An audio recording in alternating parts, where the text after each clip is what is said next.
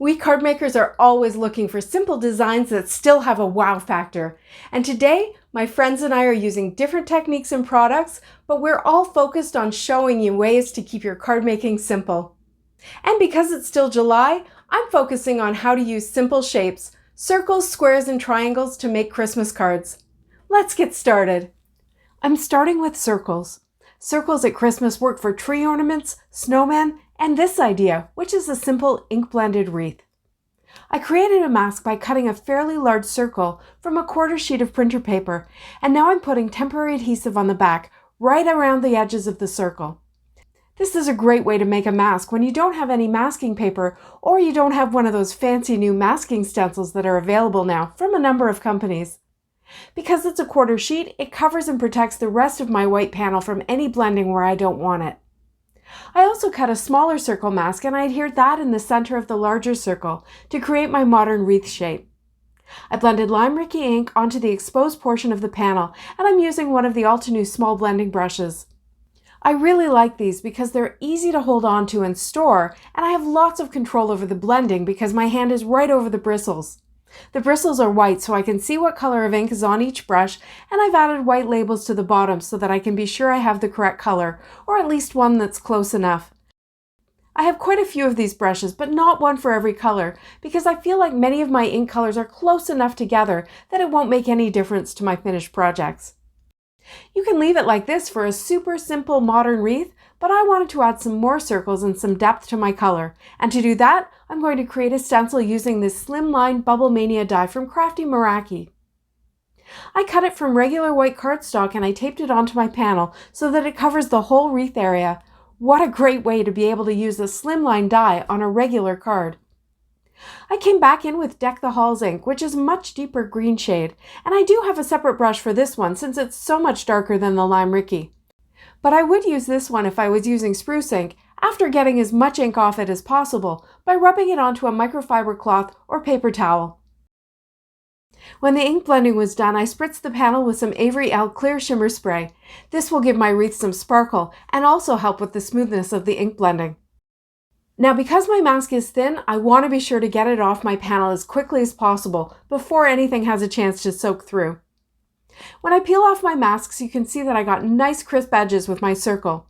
What I'm not sure if you can see is that there's a lot of that temporary adhesive left on my cardstock, and I'll need to get rid of that before I go any further with this card.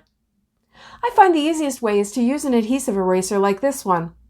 I like the triangular shape because it gives nice sharp corners on the eraser that make it easy to get into any nooks and crannies if you have them. You can also just rub your fingertip over the adhesive, but be sure that your finger's not inky. To finish this card, I added a stacked up red die cut Joy Sentiment from Tailored Expressions and a red mat. Next up is squares. This time I'm going to do some stamping, and I've got my white panel of cardstock in my Mini Misty. These magnets are from Studio Light.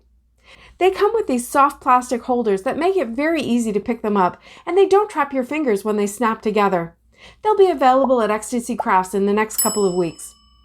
I'm using a stamp from Hutson that is more square-like than square, with slightly rounded edges, but it will make a perfect Christmas gift. I place it on my cardstock and I lift it with the door of my Misty before stamping it with Rockin' Red ink. My ink pad is a little dry, so I gave it another quick stamping to be sure I had really full, vibrant coverage. The Misty makes it so easy to stamp in the exact same place, as long as your paper doesn't move.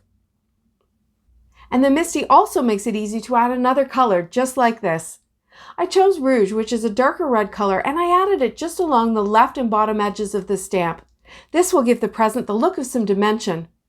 Now, to make this kind of square into a proper present, I grabbed a Copic multiliner pen with a thicker nib, 0.5 I think, and I did some doodling. Now don't get scared, this is really easy. I drew 2 lines down the center of the present, and then 2 across, breaking the second set of lines at the first one so that it looks like the ribbons are running under each other. Then I drew a bow on top, and that's just 2 big teardrops with 2 smaller teardrops inside. Finally, I drew the tails on the bow, just trying to keep them about the same length. I gave some thought to adding some polka dots or stripes on the wrapping paper, but I decided to leave it as it is. To add some sparkle to my present, I put the panel back into my Misty, lined up the stamp, and then stamped with Wow embossing ink. I'm using a whiteboard eraser to help me with even pressure on my misty door these days, and I find it useful. Usually in the winter I use my hand in my sleeve, but it's way too hot for sleeves these days. I grabbed some sparkly embossing powder and I poured it over the panel, putting the excess back into the jar, and then I heated the powder until it melted. I found that adding a layer of embossing seems to deepen the ink colors, so that's just something to be aware of. Then I went back to the Misty to stamp my sentiment. I used a bold "'Tis the Season" sentiment from Hutson, which I snipped down so that the words could be stacked on top of each other. To do this, I used very sharp scissors, and I stretched the stamp so I'm not going to cut into the actual words, and I try to cut it on an angle so it's easy to put it back into its original orientation. If you aren't ready for stamp surgery, that's okay. You can get the same look with some masking. When it was time to clean the stamp, I got out my latest invention, my portable stamp scrubber. I've linked the video showing how I made it above.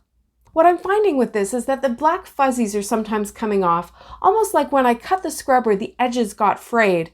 I'm still working with it. I've vacuumed it, I've run my hand over it, trying to get all those loose hairs off, and I'm watching carefully to make sure there's no little pieces on my stamps. I'll let you know how I do with that over time. Next, to add another square, I created a narrow negative frame around my present. I'm using Hutson Essential Squares, and they cut a narrow border as well as a square, so they're perfect for this technique, but you can use regular square dies as well. I placed the inner square around the present and then the outer square around the edges, trying to get it as even as possible. When they come out, I have a large white frame and a square with my present, but there's a space between the two because of the border feature of the die. As I say, you could do this with two regular square dies that are really close in size together to create that space. To emphasize the negative space, I blended red ink directly onto my card base. I masked off the very edges because I want them to be white, and I double-checked with the frame a couple of times before I blended any ink on. Then I used some foam tape to pop up the white frame in the present panel. That's another way to really accentuate this negative frame. Now how about a triangle? I don't have any triangle dies, so I'm going to mask off a really easy triangle by first finding the center of my panel. This centering ruler makes that easy. You just put the 0 in the center and then make sure there's the same measurement on either side. Next, I simply use some 2-inch post-it tape from that center point to the bottom corners. And the nice thing is that it actually covered the rest of the panel, so I don't have to worry about any over-blending. This time I've chosen some more aqua colors, In the Park and Aquatini, and I'm blending the lighter color first, down both sides of my masks. I go heavier along those edges and I lighten up toward the center, and that will give a dimensional glow to my Christmas tree. And again, you could leave it plain like this, but I'm going to use another Slimline die from Crafty Meraki to add some magic. This one's called Wanderlust, and it has these swirly dot patterns. Look how pretty it is when it's cut from a panel. And you can see that because it doesn't cut the edges, you could easily use this Slimline die on an A2 card. My masking tape was wet with ink, so my yellow tape wasn't sticking. I used some longer pieces to reach my work surface, and I'll keep those to use again another time. This time I blended Aquatini ink through, again trying to keep it heavier on the edges, although to be honest, I couldn't really see where that white tape was, so it was a bit of a guess. I will go back and add more Aquatini ink to this panel and use it for another card, but right now I'm focused on the tree. I added a bit more color to fill it in, and then I got out my metallic watercolors to add some splatter. I added lots of water to the pan of gold, and then I tapped it off over the tree shape.